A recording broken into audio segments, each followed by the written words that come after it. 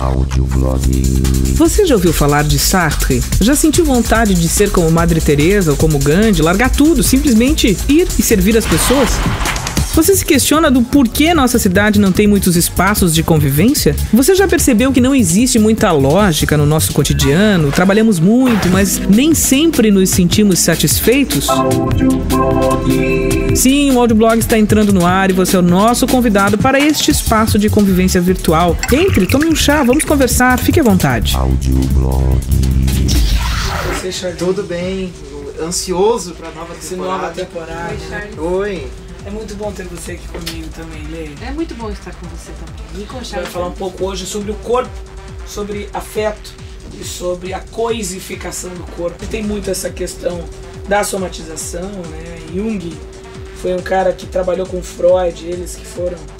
Freud, o pai da psicanálise, ele foi um dos primeiros médicos, junto com Charcot, começaram a entender que a psique, que nós temos um aparelho, eles chamam de aparelho psíquico, que são características que não são físicas, porém se manifestam no nosso físico e que faz parte do inconsciente, do subconsciente, enfim.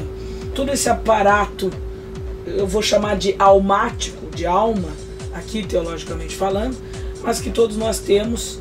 Eles não chamam necessariamente desse tom, mas eu chamo, como teóloga, né, que é aquilo que transcende o físico, mas que está contido. E o corpo é isso, o corpo é uma mídia. É a imagem. Agora vamos falar um pouquinho da parte antropológica, principalmente num ramo da antropologia, que é a antropologia do corpo, com vários teóricos no Brasil e no mundo afora. Mas o corpo ele acaba sendo um reflexo de toda a cultura em que a pessoa está inserida, ou um reflexo da negação da cultura na qual ela está inserida, porque as pessoas podem querer ser diferentes também.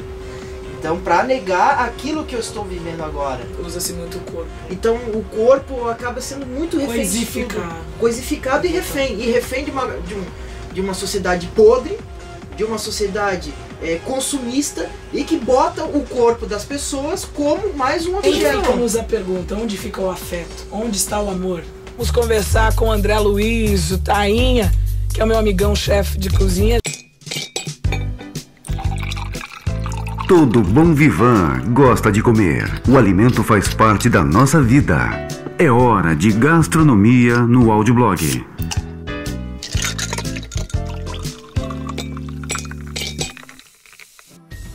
Vamos conversar com o André Luiz. Tudo bem, André? Oi, tudo bem, e você? Poxa, que bom ter você no Audioblog mais uma vez. Obrigado, é bom estar aí também com você. Qual que é a dica pra hoje, assim? O pessoal deve estar esperando a Páscoa, né, André? E a gente fica curioso, assim, o que é legal fazer para um almoço, um jantar de Páscoa, para quem quiser aproveitar. Conta pra gente. Eu pensei numa salada de camarões. Salada de camarões, que delícia. De noite, exatamente. Uma salada bem simples. Ela é uma salada simples e fácil pra gente fazer. Pode fazer os ingredientes e daí explicando como é que faz, não tem problema. Tá legal, então vamos lá. Uma cabeça de alface americana, tá? Uma cebola roxa média, um pimentão amarelo médio e um pimentão vermelho médio. 2 batatas, tá?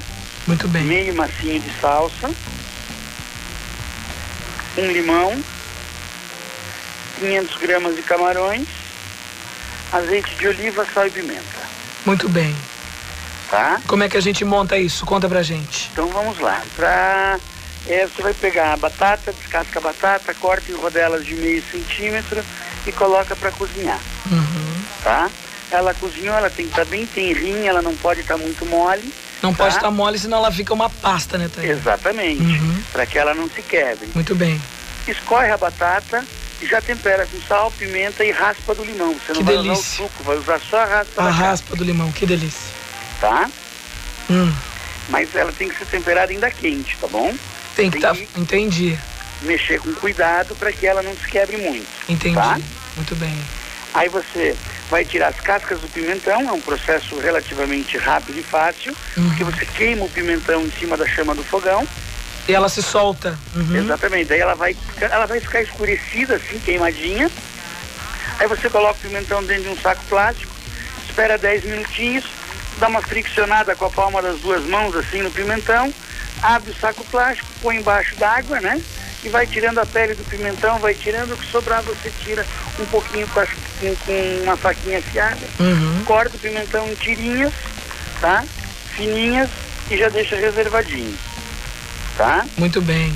Aí a cebola você vai descascar e cortar em rodelas finas, pode usar uma mandolina, que é aquele aparelhinho que você usa para cortar cebola em rodela fininha. Muito bem. Tá? E coloca de molho na água com gelo. Muito bem. O que mais, André? Tá? Os camarões, tá? Você vai... o processo do camarão é ferver o camarão? Como é que faz? Não. Você vai pegar o camarão e vai fritar o camarão no azeite de oliva com sal e pimenta. Fritar o camarão com azeite de oliva, sal e pimenta. Muito bem. Não mais por 3 minutos. Não mais que 3 minutos. Tira as cascas do camarão, como é que faz? Camarões sem casca. Sem casca. Sem cabeça. Muito limpinhos, bem. Muito bem. Né? Você os lava direitinho, tira todos os fiapinhos, tudo que tiver, tá? E aí você frita ele numa frigideira bem quente, com azeite de oliva, temperadinho com sal e pimenta só. 3 minutinhos, tira, escorre a cebola, tá? Daquela água gelada que ela vai ficar meia horinha, tá? E joga o camarão quente em cima da cebola. Corta o alface em fatias fininhas, mistura com a batata, com o pimentãozinho que já tá limpo, né? Cortadinho em tirinhas, tá? Mistura tudo, coloca o camarão e a cebola, termina de misturar todos os ingredientes, tempera com pimentinha, um pouquinho mais de azeite de oliva e sal, se necessário, tá pronta a salada. Então tá bom, muito obrigado, um grande beijo pra você, viu? A gente se fala de novo na Dica Gastronômica aqui do Audioblog. Até mais. Beleza, obrigado, beijo, tchau, tchau. Você está satisfeito com o que tem visto e ouvido nos meios de comunicação? Será que o jornalismo morreu? Sucumbiu diante do capitalismo? O que você acha da guerra desmedida pela audiência? O jornalista Marco Aurélio Braga diz o que é de fato o jornalismo no Audioblog.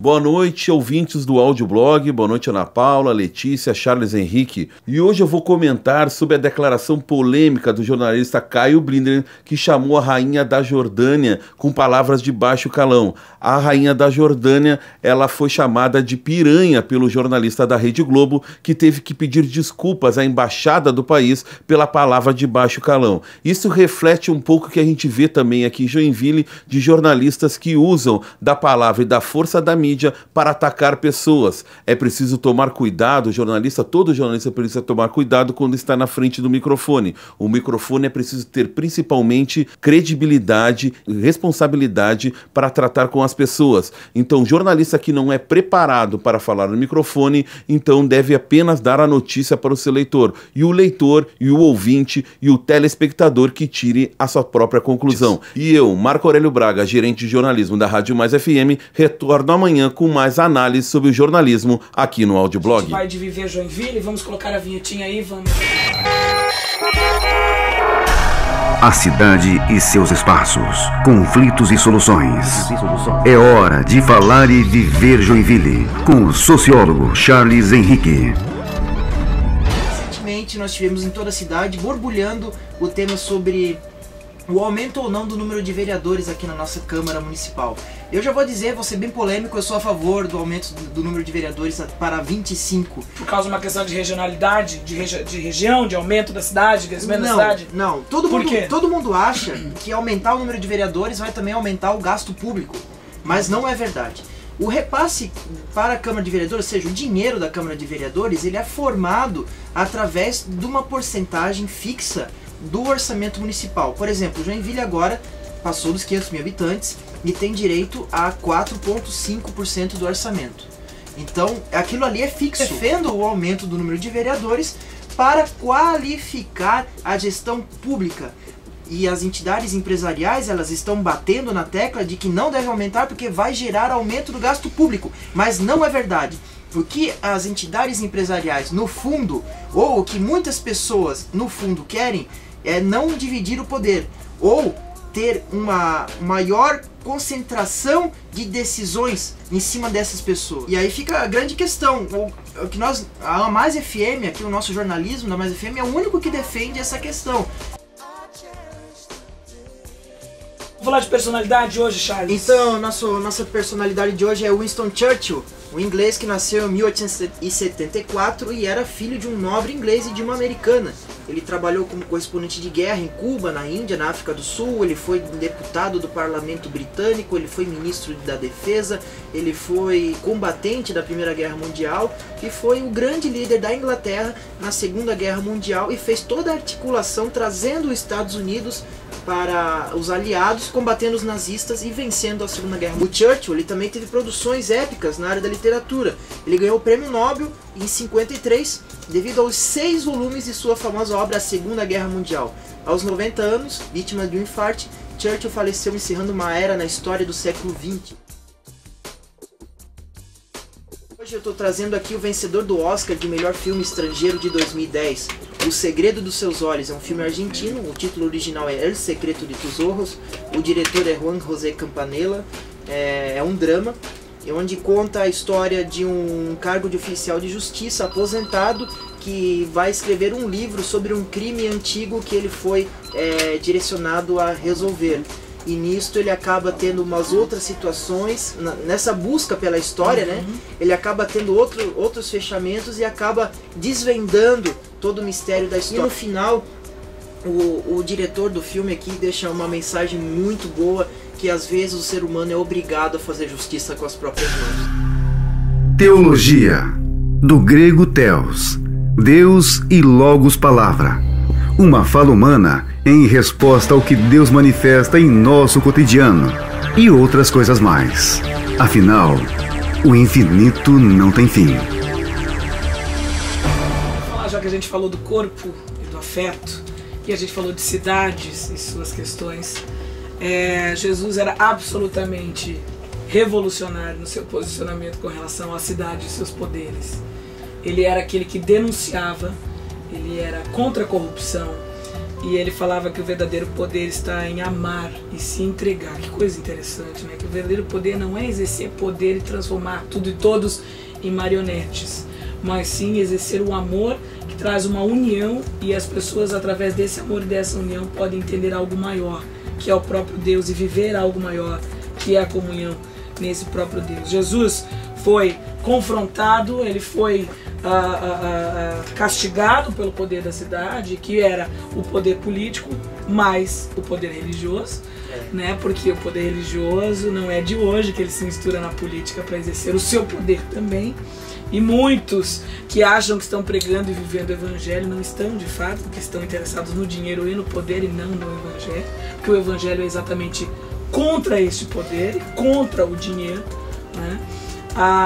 E era muito interessante porque Jesus, mesmo se posicionando e deixando claro o problema da coisificação e do dinheiro, enfim, ele usava muito nas parábolas a linguagem comparando com o dinheiro, porque ele sabia que nessas parábolas as pessoas iam entender o que ele estava falando.